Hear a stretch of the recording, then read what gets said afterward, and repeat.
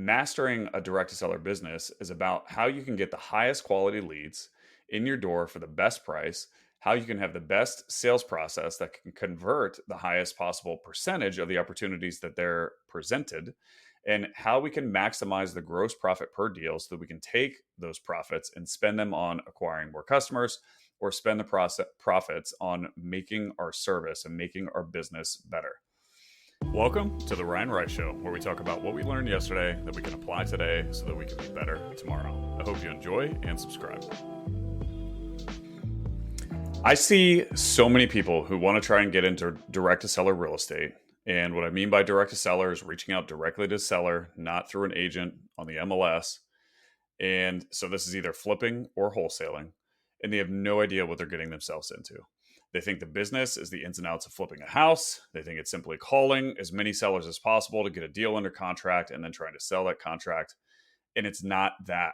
And so I want to summarize one of the biggest learnings that I've had over the past 3.5 years in real estate full time and do it in a way that gives you those 3.5 years of lessons in as little as time as possible. And that lesson is how much of the business is marketing and sales versus real estate, and how it must be run as a marketing and sales business to successfully grow. Who am I? My name is Ryan Rice. I am a full-time real estate investor. I am 3.5 years into real estate investing full-time. I did 40 deals last year, and I share this stuff so that you guys can get the lessons without the scars. I started buying houses full-time in 2021. I bought 11 houses. I bought them all off the MLS in my first year. And in January 2022, I started direct to seller marketing. And in September of that same year, I started more direct to seller marketing, the same marketing channel, but in a different market. And once I started getting regular direct to seller leads, I was randomly buying, randomly wholesaling. I would make the decision on what to buy versus what to wholesale based on how much cash I had in the bank and how much money I could make on a flip. And if I could make a lot, I'd buy it. And if I couldn't, I'd wholesale it. And here's what happened over time. I'd have a lead that would take on average 40 to 50 days from the time that it came in my pipeline to close. Then if I flipped it, it took another 4 to 6 months to get that money back out. And so I might put cash in a system and not get that same cash back out of the system for another 6 to 8 months. And this was killing me, especially because I wasn't using profits to grow. I was just using cash. I had a pile of cash, and I thought that I simply input cash into the business, then the natural output was more cash. And that was true as long as I wasn't losing money on flips, but I wasn't getting the cash back fast enough so that I could grow the business in the way that I wanted. And I learned that the hard way. Not only that, but I started with the most expensive possible marketing channel, which was television. I was running TV commercials. And so I picked the most expensive possible channel. And this channel also delayed when I would get cash back to the furthest possible out moment, or the channel didn't delay that. But when I decided to flip a house, that was the longest possible cash conversion cycle. And I did things like add another market in between when I started. And it was absolutely bananas from a business standpoint. Now, it did help me acquire more homes. It helped me flip more properties. It helped me gain more experience, helped me build good relationships. But it did not help me effectively run a business. And it actually was just a big pile of activity that would earn money here and there, but it was not a sustainable business format. So I then had to quickly learn what was most important to track in the direct to seller business, because what we want to improve, we track. And I needed to start tracking stuff immediately because I knew things needed to improve and I had to make adjustments. So here's what I started to track. I started to track cost per lead, cost per contract, cash conversion cycle, which is how long it took for cash to come back after I put cash in the system.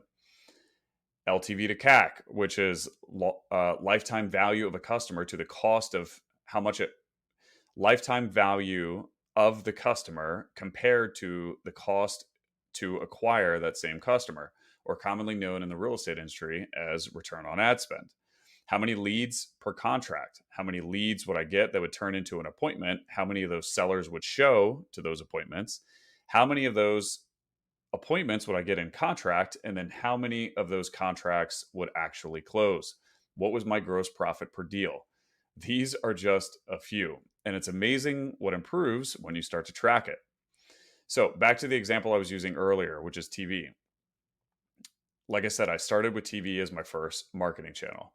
My average cost per lead in TV is just under $700, which when I first started, I had no idea what my average cost per lead was. I was just getting leads. I would close as many as I could, and then I would either flip or wholesale. In a lot of cases, I was flipping. I had no idea what these numbers were. But $700 per lead is an expensive lead, especially in this industry. And we'll compare that here in a second to another marketing channel. But when I added my second market, I was getting 25 to 30 leads per month total at a cost of about $700 per lead. So do the math on how much I was spending per month on marketing. It was a lot. And if it took 6 to 8 months to get that cash back, after I put the cash in, do the math on how much cash was outlaid total before I would get any back. And then every flip that I did was just another 6 to 8 months extended after that. So I would spend a big pile of money, or I did spend a big pile of money. And it took a while to get that pile of money back because of the manner that I was choosing to get that money back, and because I didn't know all of these metrics that I should have been tracking. And so, compare TV to a different marketing channel, which I just recently added, which is cold calling. These leads this month are costing me about $45 per lead versus $700 for television. Now, they're very, very different leads in terms of quality, and they better be. As you can see, one is significantly more expensive. So, as you can imagine, the quality of the lead is relative to the cost of the lead. Real quick, as you guys know, I just recently started this podcast. If you could give it a rating with a quick tap of the thumb, that would mean the world to me. And even more importantly, it could help spread the word to a broader audience, which in turn could help change a life. Thank you so much, and let's get back to the show. To give a comparison on the quality of the lead, last year I closed 1 out of every 6 incoming TV leads, which is not bad. That's actually a pretty good ratio. And for that ratio for cold calling leads, right now it's 1 out of every 80 leads. And we just started cold calling, so there's not a ton of data. But from what I understand, that's a relatively average amount of cold calling leads to get a contract. And so there's a very clear difference in the type of lead and in the types of marketing channels. And on top of that, the efficiency per marketing channel is very clear.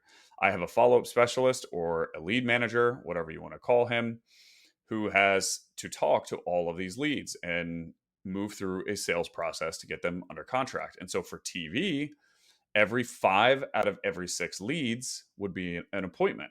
And so he would talk to 6 leads and would schedule 5 appointments from those 6 leads.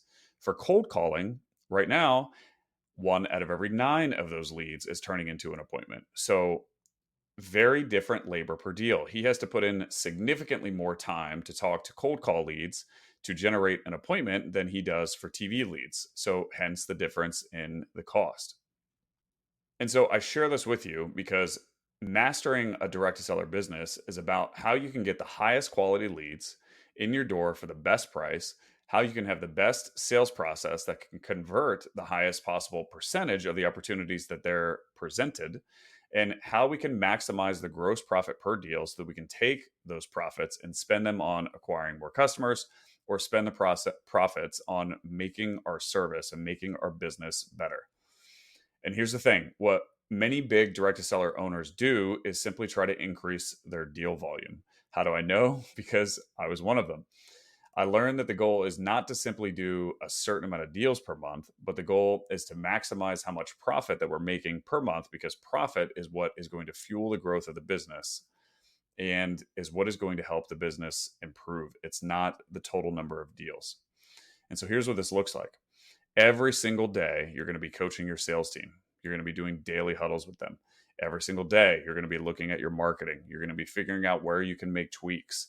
Every single day, you're going to be figuring out how you can deliver a higher quality flip for an even better price. You're constantly going to be tracking certain data and certain metrics in your business, and you're constantly going to be seeing how you can improve them. And frankly, your customers don't care how many deals you do. Your customers care how well you can service them, which is 100% going to be impacted by how much you can spend to serve them, which is going to be dependent upon how much profit you make. And if you don't make profits, you're not going to be able to spend more money on serving them in a better fashion, which is going to take longer for your business to improve. And so I want to double click further into this for a second. I hired a wholesaling coach recently who he's going to do over $6 million in his wholesaling and flipping business this year. And I'll give you some data that I had to pay to learn, and I'll give it to you for free. He's being coached by a wholesaler or flipper doing over $20 million this year. And what I've learned is that the best of the best have an average cost per contract in the range of $2,000 to $3,000 per contract, an average cost per lead in the range of $200 to $300 per lead, and an average deal size well over $20,000 per deal. And the best of the best are efficiency machines. They care about maximizing their monthly profit, not about doing as many deals as possible.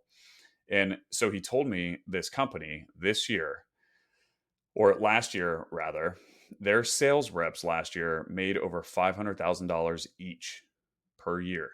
And the top sales rep in that company made over $950,000 as a sales rep. And there's 3 sales reps in this company, in a company doing over $20 million in wholesaling and flipping this year. And they have 1 dispo rep. Dispo rep is just somebody who's in charge of selling the deals once they get them under contract. And that 1 dispo rep made over $750,000 last year. And so the goal is always more profit, not an abundant amount of deals. And that company is proof in terms of its staff and its employees. They have 3 absolute sales savages, and having 3 sales savages is going to be better than having 5 mediocre ones, and focusing on the efficiency of your sales system and the profit of your business is going to be more impactful than just trying to do more deals. So when you hear someone say that they want to get into wholesaling and they're asking where to start, send them this if you think it would be helpful, because this is the business that they're getting into. And most of them have no idea that this is the game. The game is not just making as many calls, trying to lock up a contract, trying to sell a contract. It's a marketing and a sales game, and it must be run like a business to be good and to grow.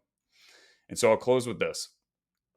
The sooner you can implement this, the sooner you can track the data, and the more data that you can track and do so accurately, then the sooner you can review all of that data so that you can change your behaviors accordingly, and which in turn is going to make you more successful. And if you're not direct to seller, but you're just flipping without marketing costs, then your version of this, your version of running a flipping operation like a business and not just a flipper, is going to be stuff like tracking your the time from when you get the contract to the time that you sell the deal, and how much can you minimize that amount of holding time, therefore minimizing your holding costs. What's the number of days that nobody is working in your house in terms of how many days are there out of your total hold time that you don't have a contractor in the house doing something? What is your average cost per roof, per kitchen, per bathroom? What's your average days on market once your flips list the market? The more you track, the higher you're going to see your profit per deal increase. And one of my very good friends who's going to flip over 50 deals this year, hearing him talk about what he's tracking and what he's trying to minimize in terms of his expenses is really impressive, because he's running his operation like a business. He's not just flipping houses. So there you have it. If you want to get into real estate and do it as an active business and run your real estate business as something active, this is what you're getting into. And it's important that you know and you understand this, because the sooner that you do, the more money that you'll be able to make, which means the better your business can become and the more profit the business can do, which means you can turn those profits into making your business better, which ultimately is going to help you serve your customers better, which is going to make you stand out from your competition.